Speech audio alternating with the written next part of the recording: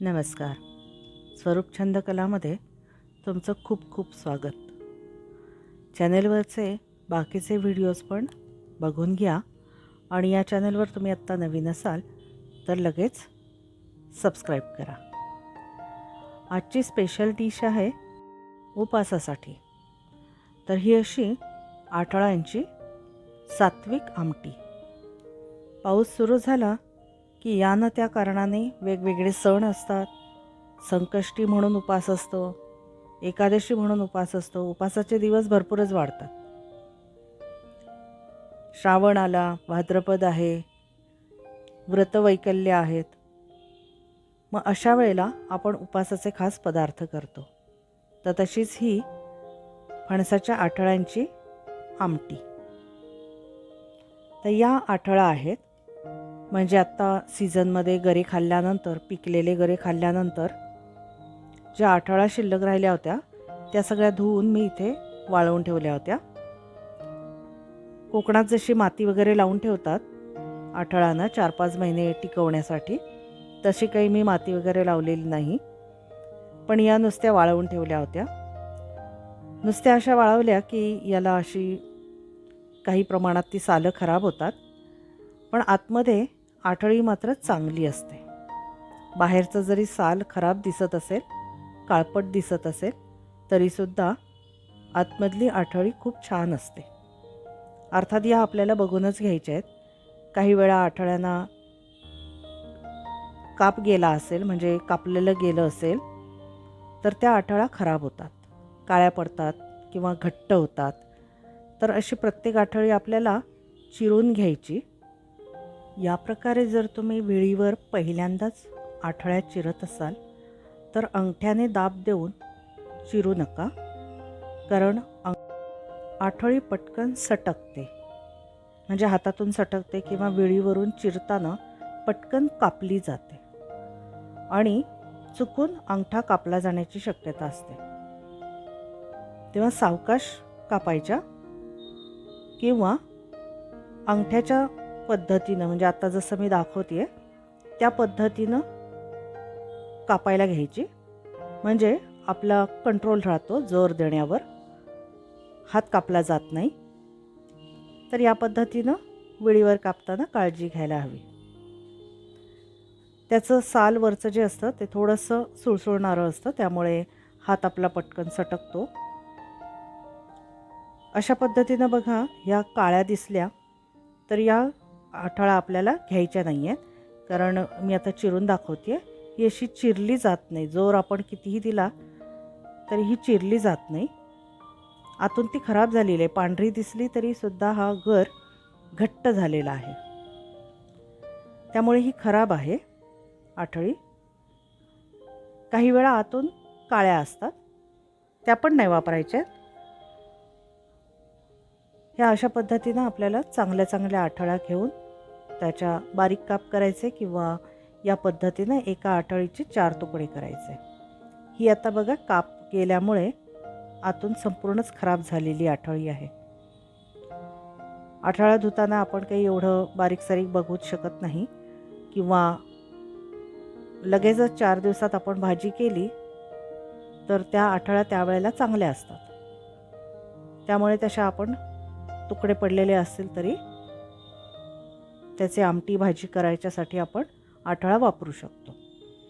आता ह्या सगळ्या चिरून झाल्यानंतर ह्या स्वच्छ धुवून घ्यायच्या, कारण याला चीक आहे. आठळीला सुद्धा एक चीक असतो, ज्याला आम्ही राप म्हणतो. तर त्याच्यामुळे हात काही वेळा काळपट होतात. म्हणजे आठळ्या चिरल्यानंतर जर तुम्हाला जाणवलं की बोटांना काहीतरी जाडसर लागतंय, तर तो चीक आहे असं समजा आणि हाताला तेल लावा, म्हणजे निघून जाईल तो चीक. तर या आठळा धुवून अशा पद्धतीनं पाण्यातून काढून घ्यायच्या. धुत असताना समजा जर हे ब्राउनिश कलरचं साल निघून गेलं तरीसुद्धा चालतं. ते तुम्हाला हवं असेल तर वापरा, ते शिजलेल्या भाजीमध्ये वगैरे छान लागतं खायला. या आठळ्यात 3-4 वेळा चोळून स्वच्छ धुवून घ्यायच्या आणि त्यानंतर मी या शिजत घालणारे कुकरमध्ये तर त्यासाठी मी इथे कुकरचा डबा घेतलेला आहे आणि या सगळ्या आठवड्या मी त्याच्यामध्ये घालते. बटाटा किंवा वांग ज्याप्रमाणे चिरल्यानंतर आपण पाण्यामध्ये ठेवतो तसंच या आठळ्यासुद्धा पाण्यातच ठेवायला लागतात, नाहीतर त्या काळपट होतात. डब्यामध्ये आठळ्यांच्या बरोबर जे पाणी घातलं आहे ते आठळ्या बुडतील इतकंच पाणी आहे. भरपूर पाणी घालायची गरज नाही आहे. ते आपण पाणी नंतर ॲडजस्ट करू. तर आत्ता मी इथे जेवढ्या आठळा आहेत त्याच्या लेवलने पाणी घेतलेलं आहे. आता यामध्ये मी हे शेंगदाणे घालते आहे. हे शेंगदाणे भिजत घातलेले नाही आहेत, कच्चे आहेत. यासाठी आधी काहीही केलेलं नव्हतं, तर डायरेक्ट मी हे या आठळ्यांच्या बरोबरच घालते आहे. कुकरमध्ये हे छान शिजणार आहेत. तर मी कुकर लावला आहे आणि आता बाकीची तयारी आमटी करण्यासाठी. त्यासाठी मी इथे घेतलं आहे खोबरं तुकडेच करून घेतलं आहे. वाटायचं आहे त्याच्यामुळे होऊन वगैरे घेतलेलं नाही आहे. तर इथे मिक्सरच्या भांड्यामध्ये खोबऱ्याचे तुकडे, थोडंसं जिरं आणि पाणी घालून मी हे वाटून घेतलं आहे.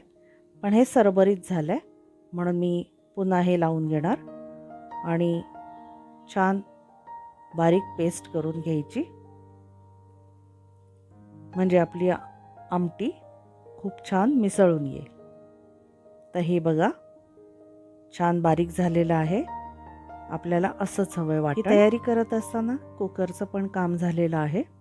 हे आता बघूया आपण कशा पद्धतीनं शिजलेत. तर हे बघा खूप अगदी मऊ मऊ शिजवायचं नाही आहे, कारण आपल्याला ते आठळाचे तुकडे पण आमटीत हवे आहेत आणि शेंगदाणे पण आपल्याला दाण्यासारखेच हवे आहेत. छान शिजलेले आहेत हवे तसे. तर हे थोडंसं कुस्करून घेऊया, म्हणजे काय होईल, आठळ्या शिजलेल्या आहेत. तर जसं आपण बटाटा थोडासा कुस्करून घेतो त्या पद्धतीने हे थोडंसं कुस्करून घेतलं तर हे तुकडे पण राहतात आणि ज्या आठळ्या शिजलेल्या आहेत, अति शिजलेल्या आहेत म्हणा किंवा काही प्रमाणात थोड्या आठळ्या यातल्या स्मॅश होतात. आपल्याला आमटी मिळून येण्यासाठी या काही गोष्टी करून घ्यायच्या. आता आमटी करत असताना मी याच्यामध्ये खोबरेल तेल वापरलं आहे. तुम्ही हवं असेल तर तूप पण वापरू शकता. खोबरेल तेलामध्ये मी जिरं घातलं आहे आणि यामध्ये मिरच्या घातल्यात. मिरच्या उभ्या चीर देऊन कापलेल्या आहेत आणि ही आता फोडणी छान झाली की यावर आठळा घालूया. या पद्धतीनं थोडंसं फोडणीमध्ये मिक्स करून घेऊ आणि नंतर याच्यामध्ये पाणी घालायचं. पाणी सुरुवातीला कमी ठेवायचं, म्हणजे नंतर आपल्याला किती जाडसर हवी आहे, पातळ हवी आहे त्याप्रमाणे पाणी ॲडजस्ट करता येईल. ही आमसोलं घातली, 3-4 आमसोलं पुरेशी आहेत आणि वाटण घातलं जिऱ्या खोबऱ्याचं. आता हे थोडंसं शिजवून घेऊया.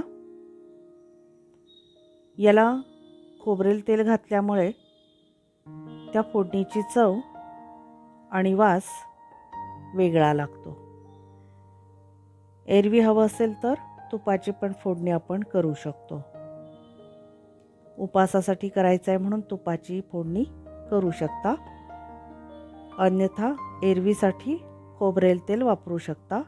खोबरेल तेलसुद्धा उपासाला चालतं. मी इथे याच्यामध्ये मीठ घातलं आहे, हा थोडासा गूळ घातला आहे,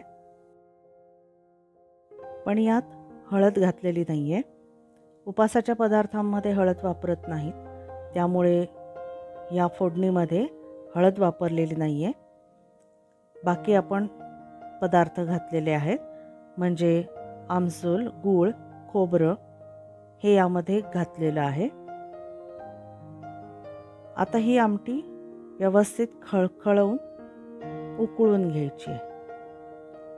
छान उकळून घ्यायची, म्हणजे स्मॅश केलेल्या आठळा, खोबरं यांच्यामुळे ह्या आमटीला थिकनेस येईल. यानंतर याच्यामध्ये किती पाणी घालायचं आहे हे ठरवता येईल. जाड हवी असेल तर तशी ठेवायची, पातळ करायची असेल तर पाणी घालायचं. भगरीच्या भाताबरोबर, म्हणजे वरीच्या तांदळाबरोबर, भाताबरोबर ही आमटी आपण आमटी भातासारखी उपासाला वापरू शकतो. अन्यथा वाडग्यात घेऊन ही नुसती आमटी खाल्लीत तरी पोटभरीचं होऊन जाईल. तसंही उपासासाठी हलका फुलका आहार महत्त्वाचा असतो, त्यामुळे ही नुसती आमटीसुद्धा पुरेशी आहे.